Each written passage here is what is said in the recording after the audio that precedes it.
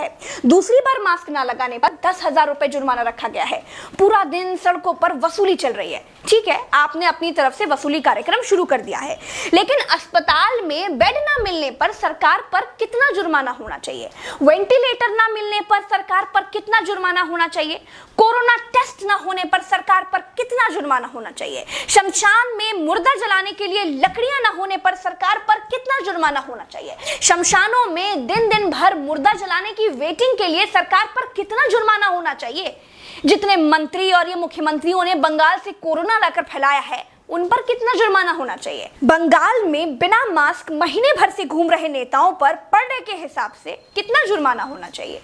क्या सरकारों की कोई जवाबदेही बची है देश में? क्या सरकारों से सवाल पूछने वाला बचा है कोई देश में?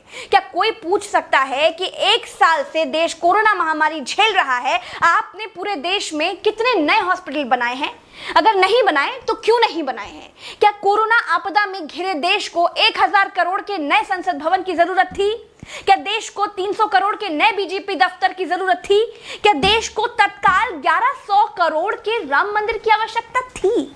मंदिर के लिए चंदा मांगा जा सकता है तो हॉस्पिटल बनाने के लिए भी सरकार चंदा मांग सकती थी, लेकिन अस्पताल बनाने की नियत नहीं थी। मूर्ति बनाने की नियत थी तो बना दी।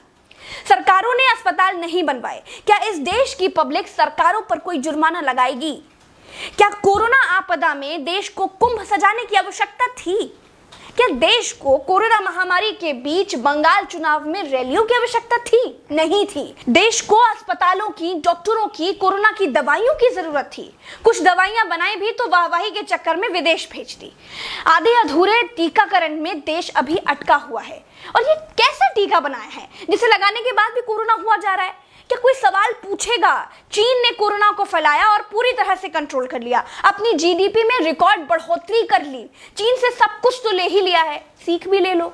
देश में सब आत्ममुग्धता के शिकार हैं। सबको अपनी अपनी तारीफ चाहिए। कुछ ने तारीफ के लिए तो फौज पाल रखी है, और जिनका मन फौज से भी नहीं भरता है, उन्होंने तारीफ के लिए सूचना और जनसंपर्क विभाग बना दिए हैं। गाते रहिएगा ना, जनता का बैंड तो ऑटोमेटिक बज ही रहा है।